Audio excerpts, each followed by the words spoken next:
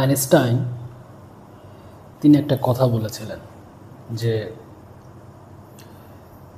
Imagination is far more important than logic.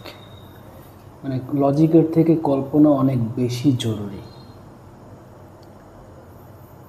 আমি একটা সময় এই কথাটা ঠিক বুঝতে পারি নাই যে ওনার মতো একজন ম্যাথমেটিশিয়ান, ফিজিশিয়ান, উনি কেন কল্পনাকে এত গুরুত্ব দেবে। কল্পনাকে তো গুরুত্ব দেয় যারা সাহিত্যিক, যারা কবিতা লেখে, কবি, সাহিত্যিক। কিন্তু যত বড় হয়েছি, ম্যাচিউরড হয়েছি, ততটা বুঝতে পেরেছি যে আসলে imagination is the most important aspect of human life. আসলে যদি একটা উদাহরণ দিয়ে বলি, যে আমরা সিনেমা দেখি, তাই না? আমরা সিনেমা দেখি, গল্পের বই পড়ি, উপন্যাস পড়ি। এখানে কি হচ্ছে? টাকা দিয়ে কিনি, টাকা দিয়ে সিনেমা দেখি। যে সিনেমা করে তার ভক্ত হয়ে যাই, যে বই লেখে তাকে পুরস্কার দেই, নোবেল পুরস্কার পর্যন্ত পাওয়া যায়। এর কারণটা কি? এরা আসলে কি করে? এদের ইম্পর্টেন্সটা কি?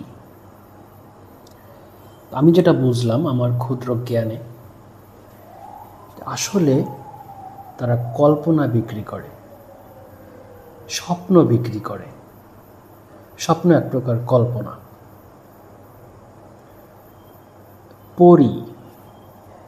পরীর একটা জগৎ আছে, সেখানে সুন্দরী, নিষ্পাপ, নিষ্কলুষ নারী সুন্দর পোশাকে থাকে, উড়ে বেড়ায়, তাদের সঙ্গে প্রেম করা যায়।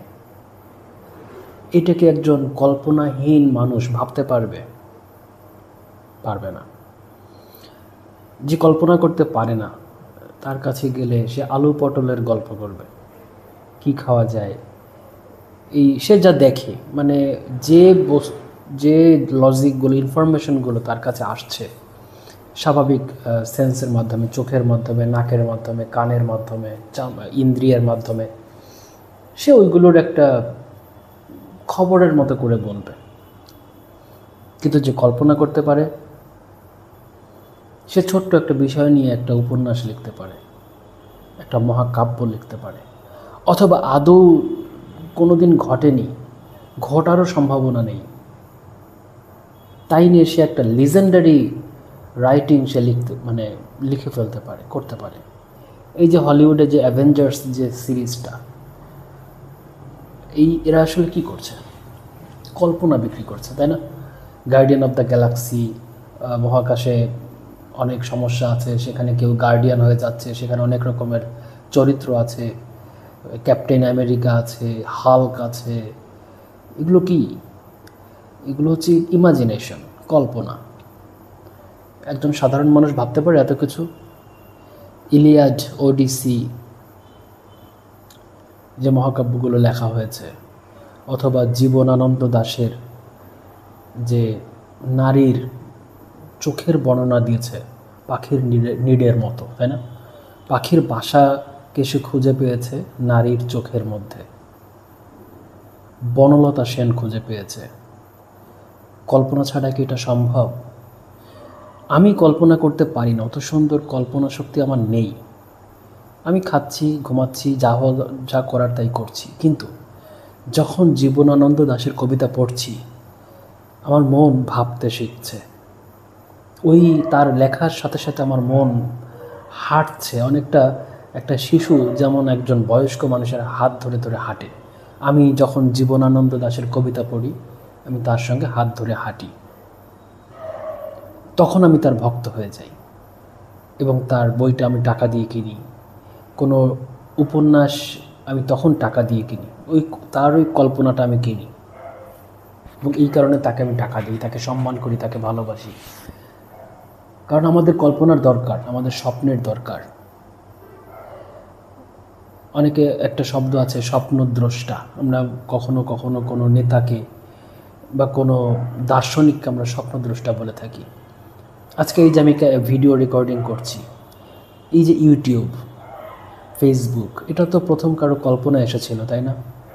জন ডাল্টন যখন পরমাণু আবিষ্কার করলেন, তার আগে অমন কিছু একটা থাকতে পারে এইটা তো তার কল্পনাতেই এসেছিল। সে স্বপ্ন দেখেছিলেন যে এরকম কিছু একটা হতে পারে। এমন একটা কিছু আমাকে দেখাও যেটা মানুষের কল্পনাতে প্রথমে আসেনি, মানুষের মনের কল্পনা শক্তিতে ধরা পড়েনি। যার কল্পনা শক্তি যত বেশি, সে তত অদ্ভুত জিনিস আবিষ্কার করে। আজকে আমরা যে ইন্টারনেটের একটা মানে বলয়ে পড়ে গেছি, এই কিছুদিন আগে ইন্টারনেট বন্ধ হয়ে গেছিল, তখন বুঝতে পারছি যে আসলে কতটা ইন্টারনেট প্রয়োজনীয়, কতটা আমাদের যোগাযোগের একটা মাধ্যম হয়ে গেছে। সবসময় যদি বাতাসের মধ্যে থাকা হয় বোঝা যায় না, মাঝে মাঝে স্টপ হয়ে গেলে তখন টের পাওয়া যায় যে জিনিসটা আসলে কতটা জরুরি। স্বপ্ন আমরা দেখতে পারি না, আমাদের স্বপ্ন কিনতে হয়, নাট্যকারের কাছ থেকে কিনতে হয়, নেতার কাছ থেকে কিনতে হয়, মহাত্মা গান্ধীর কাছ থেকে কিনতে হয়, রবীন্দ্রনাথের কাছ থেকে কিনে কিনে তাদের স্বপ্নটা দেখতে হয়, পড়তে হয়, কল্পনাকে জানতে হয়। সোনার তরী যে কবিতাটা রবীন্দ্রনাথ ঠাকুর লিখেছিলেন, একটা নদীতে নৌকা পার হচ্ছে, তাই না? মানুষ তো লক্ষ লক্ষ মানুষ নদী পার হচ্ছে, তাদের তো সোনার তরী মাথায় আসছে না। আপেল নিউটনের মাথায় পড়েছিল, তার কল্পনা শক্তি তো অন্য কিছু এসে গেছে। কত মানুষের মাথায় কত কিছু পড়লো, সারা জীবন সংসারের বোঝা বয়ে বেড়ালো, মাথায় করে বেড়ালো, কখনো উত্থান হলো, কখনো পতন হলো, কিন্তু অভিকর্ষ স্তরণ কিন্তু সবার মাথায় আসেনি। কল্পনা, ইমাজিনেশন। যে জাতি, আমার ধারণা, এটা আমার ব্যক্তিগত মতামত, যে জাতি যতটা কল্পনা করতে পারে সে তত ইনোভেটিভ হয়। যে মানুষ যতটা কল্পনা করতে পারে সেই মানুষটা ততটা ইন্টারেস্টিং হয়। যদি কখনো এই অভিজ্ঞতাটা হয় সবার নাও থাকতে পারে, ধরো যাক তুমি একটা ছেলে একটা মেয়ের সঙ্গে বন্ধুত্ব করছো, তুমি তাকে যেভাবে কল্পনা করছো সে তার হয়তো কল্পনা শক্তিটা একেবারেই নেই, সে ওটা বোঝে না। সে একটা কার্নাল ডিজায়ার, জৈবিক প্রয়োজনে তোমার কাছে আসে। তুমি একটা ফুলের মধ্যে, একটা চাউনির মধ্যে, একটা হাসির মধ্যে অনেক কিছু খুঁজে পাচ্ছ, একটা হাসি দেখে তুমি সারা রাত ভেবে কাটাচ্ছ, তার হয়তো কিছুই হচ্ছে না। ওটা অপোজিটও হতে পারে। এর মানে হচ্ছে কি, মানে তোমার কল্পনা শক্তির সমতুল্য সে না। এরকম যদি রিলেশনশিপ হয় তখন অনেক ঝামেলা হয়। অত্যন্ত রোমান্টিক একজন মানুষ, রোমান্টিক বলতে কী বোঝায়? এক কাপ চা, এটা নিয়ে অনেক রোমান্টিসিজম হতে পারে। অনেক স্বামী স্ত্রীর মধ্যে দ্বন্দ্ব হয়। সবাই বলছে তো ঠিকই তো আছে, ইনকাম করছে, খাচ্ছে, কোনো কিছুর অভাব নাই, শাড়ি জামা কাপড় লুঙ্গি কোনো কিছুর অভাব নাই, সমস্যাটা কোথায়? খাচ্ছ, ভালোই তো। আমি যখন ছোট ছিলাম অনেকে বলতো খাবি, পড়বি আর ঘুমাবি, আর কাজ কি? এই কথা সে বলতো যার কল্পনা শক্তি একেবারেই নেই। কারণ আমার তো মন অনেক কল্পনায় ভেসে বেড়াতো। আমি তো শুধু খাওয়া, ঘুম আর সামনে কি করব, একটা বিয়ে করব, চাকরি করব, এগুলো সীমাবদ্ধ ছিলাম না। আমার কল্পনা আমাকে অনেক দূর নিয়ে গেছে। তথাকথিত সোশ্যাল স্ট্যাটাসে আমি যাই হই, সেটা সমাজের বিষয়, আমি তো তাকে নিয়ে মাপামাপি করি নাই। কিন্তু ইমাজিনেশনের সঙ্গে মাঝে মাঝে ওড়ার দরকার আছে। আমার বৃষ্টিতে ভিজতে ভিজতে রাস্তায় হাঁটতে ইচ্ছা করছে, একটা ইমাজিনেশন, একটা ফিল। এই ইমাজিনেশনটা কয়জনের আসেই না। অনেকে আসে যে অমুক ছবিতে, মুভিতে দেখছিলাম নায়ক নায়িকাকে এরকম হাত ধরে ধরে, আমারও করতে হবে, কোনো ফিল নেই। ওইটা আসলে তার নিজস্ব কল্পনা না, একটা ধার করা কল্পনা, তার ফিল আসে না। এটা তো আমাদের ছোট ব্যক্তিগত পর্যায়ে বললাম। তবে টোটাল মানে জাতীয় জীবনে হোক, আন্তর্জাতিক জীবনে হোক, ব্যক্তিগত জীবনে হোক, কল্পনা মানুষকে বিশেষ কিছু দেয়, তার জীবনটাকে অনেকটা মানে স্পাইসি করে তোলে। যার কল্পনা শক্তি নেই সে একটা শুকনো নারকেলের ছোবড়ার মতো, খাচ্ছে, ঘুমাচ্ছে, হাঁটছে, বাথরুমে যাচ্ছে, একসময় বুড়ো হচ্ছে, মারা যাচ্ছে। আমি এখান থেকে ফিজিক্যাল বডি নিয়ে হাঁটতে পারবো কতটুকু, আর মনের কল্পনা নিয়ে আমি যেতে পারবো কোথায়? রামায়ণ লেখা হয়েছে কিভাবে? হনুমান লাভ দিয়ে মহাভারতে যে রামায়ণে সাগর পাড়ি দেয়, এটা তো কল্পনা। এই ইমাজিনেশনটা কত মানুষকে উৎসাহ দিয়েছে। চাঁদে যাওয়ার কথা যে ভেবেছিল, এটা হচ্ছে একটা ইমাজিনেশন ছিল। প্লেন বানাবো, একটা লোহার ধাতব বস্তু উড়ে যাবে, যদি কল্পনা করতে না পারতো আসতো না। স্বপ্ন দেখাটা অত্যন্ত জরুরি। স্বপ্ন দেখাটা একটা ঈশ্বরের দান। যে স্বপ্ন দেখতে পারে সে অনেকটা আশীর্বাদ পুষ্ট। স্বপ্ন মন যার যে লেভেলে, তার মন সেই লেভেলের স্বপ্ন দেখে। যার মন যত গভীর, সে তত গভীর স্বপ্ন দেখে। স্বপ্ন দেখা এবং দেখানো দুটোই অত্যন্ত গুরুত্বপূর্ণ। কারণ কেউ স্বপ্ন দেখায়, আমি স্বপ্ন দেখতে পারি না। যে দেখতে পারে, যে একটা সুন্দর স্বপ্ন দেখছে, সে সুন্দর স্বপ্নের পথটা আমাকে দেখিয়ে দিল, ওটা আমাকে একটা সুন্দর জায়গায় নিয়ে যাবে। এই স্বপ্ন দেখা এবং দেখানো অত্যন্ত জরুরি। সব কিছু নিজের ভোগের জন্য না, একটু ফুলের মতো গন্ধ বিলাতে হয়। যেটুকু আমার আছে আমি তোমাকে দিলাম, তোমারটুকু তুমি আরেকজনকে দিলে, আমি আবার কারো কাছ থেকে নিলাম। এই তো জীবন, তাই না? কঞ্জুস হয়ে নিজের মধ্যে আটকে থাকলাম, এটা স্বার্থপরের জীবন। এটা একটা কৃপণ জীবন, একটা শুকনো জীবন। তা আমি বলি যে মনকে একটা সুন্দর উচ্চ লেভেলে, মাত্রায়, একটা গভীরতায় নেওয়ার পরে মনকে একটা স্পেস দিতে হয়। ধরা যাক আমি একটা মাছের বাজারে আছি, একটা মাছের বাজারে, মাছের গন্ধ, মানুষের ভিড়, কোলাহল, এই পরিবেশে একটা মন কি ভাবতে পারে? ওখানে বসে কিন্তু রজনীগন্ধা ফুলের বাগানে ঘুরে বেড়াচ্ছি, এটা ভাবা বেশ কষ্ট। কারণ মন সেই পরিবেশটা পাচ্ছে না। একটা শরীর যদি অসুস্থ হয়, সেই শরীরের যে মনটা বাস করে, সেই মন কিন্তু অনেক সুন্দর ভাবনা ভাবতে পারে না।